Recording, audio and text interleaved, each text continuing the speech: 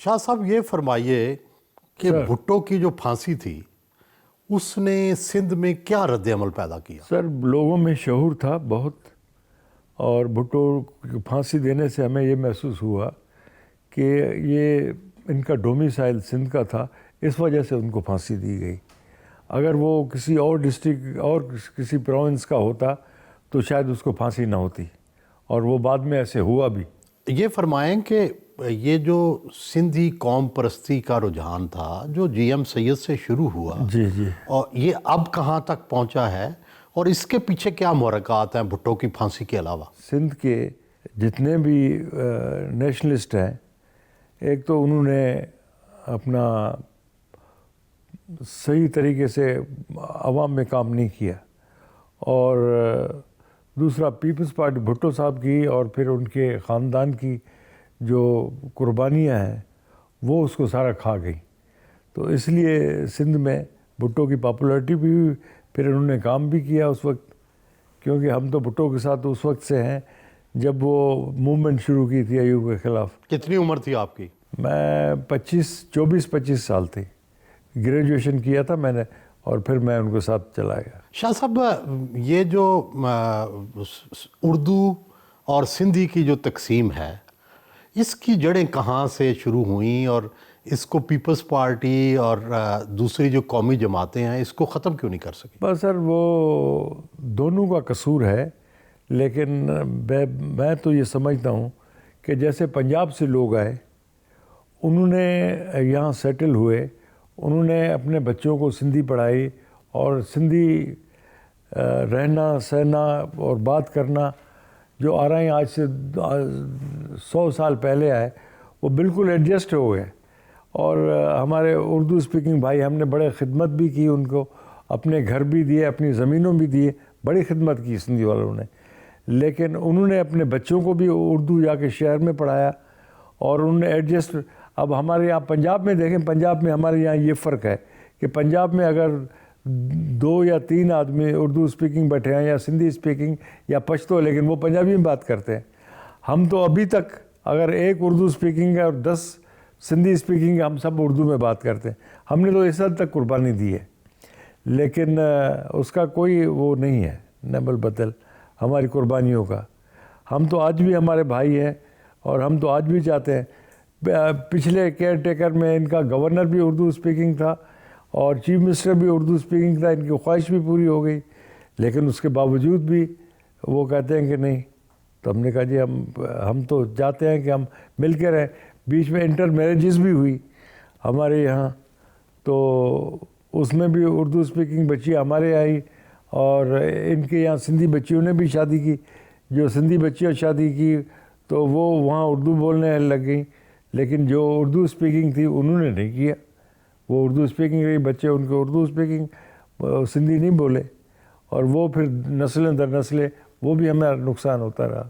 شاہ صاحب پنجاب کے اندر دائیں بازو، شدت پسندی، اس طرح کے معاملات ہوئے، سندھ میں بہت کم ہوئے اس طرح کی شدت پسندی، مذہبی شدت پسندی، اس کی کیا وجہ ہے؟ اس صوفیانہ وہ ہے، یہ ہمارے شاہ لطیف ہے یا جتنے بھی صوفیانہ ہیں، یہ سارے جتنی بھی ہمیں سبق ہے کہ بھائی آپ نے کوئی تفرقہ نہیں پھیلانا، اور آپ نے مل جل کے رہنا ہے۔ اور آپ دیکھیں کہ جب انڈیا پاکستان کا بٹوارہ ہوا تو سندھ میں کوئی بلڈ شیڈ نہیں ہوا، کوئی بالکل نہیں ہوا، اور سکون سے۔ اچھا، جو لوگ یہاں سے مائیگریٹ سندھی بنیے ہیں یا سکھ گئے تھے، وہ سکھ جو سندھی بولتے تھے، یہاں ہمارے میر پور خاص میں بھی رہتے تھے، وہ بھی واپس آئے، اپنی زمینیں لیں، انہوں نے، لوگوں نے زمینیں ان کی سنبھالی، اور پیسے بھی ان کو دیے، اور واپس آ کے وہ بیچ کے زمینیں آرام سے واپس گئے۔ یہ کہیں کسی صوبے میں نہیں ہوا سوائے ہمارے صوبوں کے۔ پاکستان آج جس موڑ پہ کھڑا ہے، سب سے زیادہ ذمہ دار کون ہے؟ عدلیہ ہے، بیوروکریسی ہے، سیاستدان ہے، فوج ہے؟ سر ہم سب ذمہ وار ہیں۔ ہم نوجوان نسل کو کچھ نہیں دے کے جا رہے ہیں، سارے پرابلمس دے کے جا رہے ہیں۔ اس میں ایک آپ نے جو صحافی ہے ان کو چھوڑ دیا ہے، وہ بھی اس میں شامل ہیں۔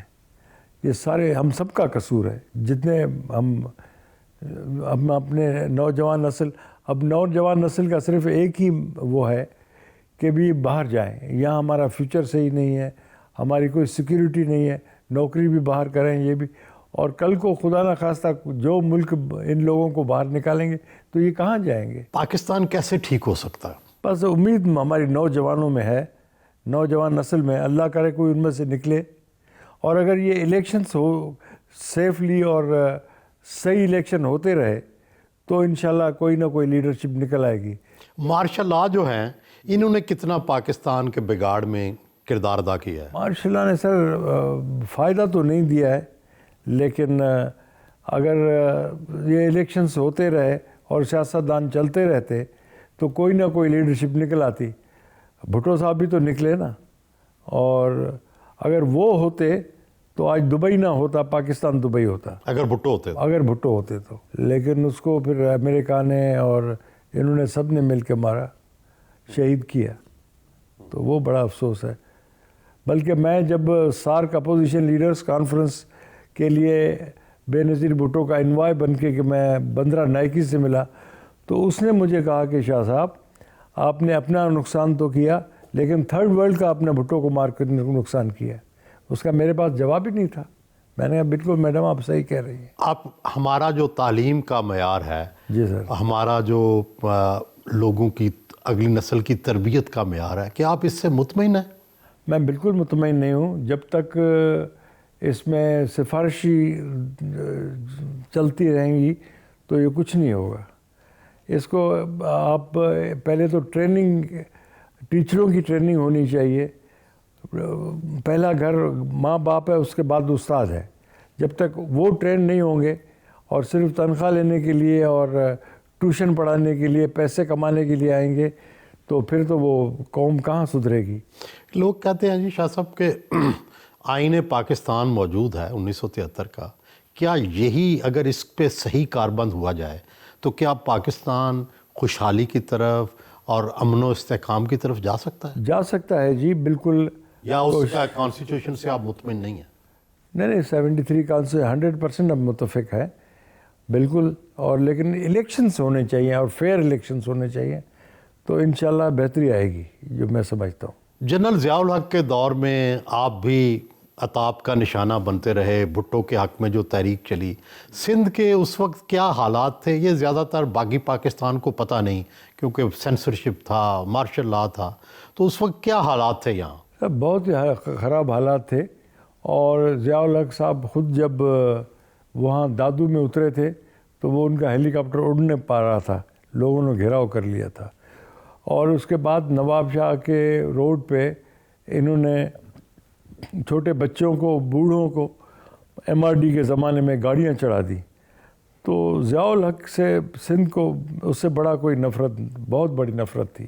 MRD کے جلوس پہ فائرنگ بھی ہوئی تھی، وہ کتنے لوگ مرے تھے، کیا ہوا تھا؟ وہ بے حساب، اس کا حساب کتاب ہی نہیں ہے، اس میں کافی لوگ مرے تھے۔ اس میں گن شپ سے فائرنگ کی گئی تھی؟ جی، گن شپ سے، کلیشنکوف سے، کافی۔ ہم تو خیر بہت دور تھے یہاں میرپور خاص میں، لیکن جو ہمیں بتایا گیا وہاں کہ بھائی وہاں بڑے زبردست گاڑیاں چڑھا کے دی تھی وہاں روڈ پہ، یہ اس حد تک۔ پنجاب، سندھ، فوج، ظاہر ہے ان میں کچھ دوریاں ہیں، یہ دوریاں کیوں ہیں اور ان کو کیسے ٹھیک کیا جا سکتا ہے؟ بس سر پنجاب سندھ دو ہی صوبے رہ گئے ہیں جس میں تھوڑا سا الیکشن بھی ہوتا ہے، سکون بھی ہوتا ہے۔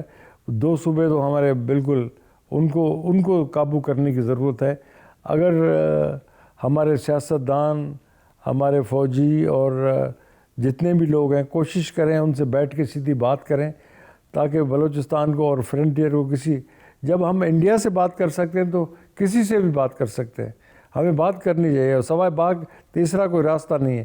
جو بات نہیں کرتا ہے وہ بھی غلط ہے، تو اس لیے ہم تو کہتے ہیں کہ سب کو مل کے بات کرنی چاہیے، اس میں فوجی ہوں، سیاستدان ہوں، جو بھی ہو، سب کو مل کے بات کریں تو پھر ملک بنے گا، ضد کی بات نہیں ہے۔